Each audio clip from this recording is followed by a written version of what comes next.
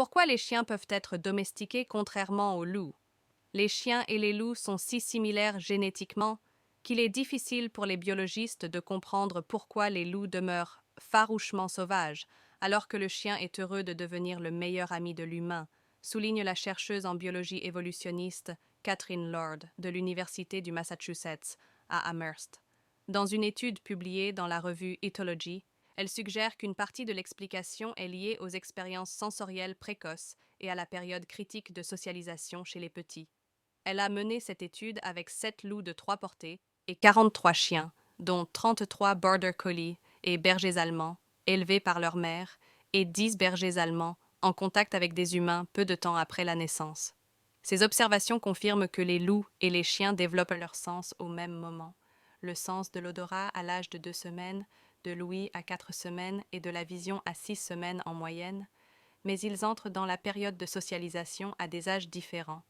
Quand la fenêtre de socialisation s'amorce, explique la chercheuse, les petits loups et chiens commencent à marcher et explorer sans peur et vont garder une familiarité avec les êtres vivants qu'ils contactent.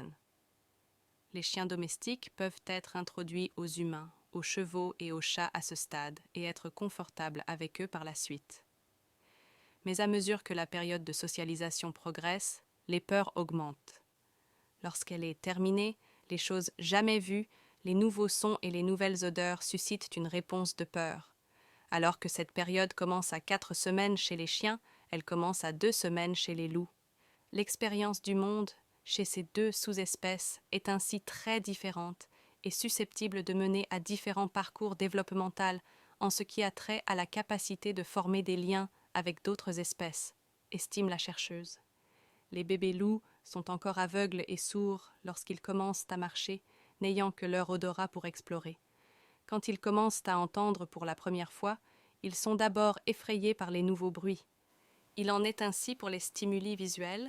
Ils vivent des chocs que les chiens qui commencent à explorer ne vivent pas, ayant déjà leurs 3 sens développés lorsqu'ils commencent à explorer.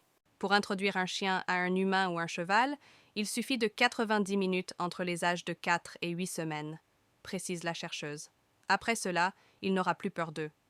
Avec un bébé loup, il faut au moins un contact de 24 heures avant l'âge de 3 semaines, et les mêmes attachements et absence de peur ne seront pas atteints. Au niveau génétique, la différence peut ne pas être dans les gènes comme tels, mais ces derniers peuvent plutôt être actifs à des moments différents, précise Catherine Lord.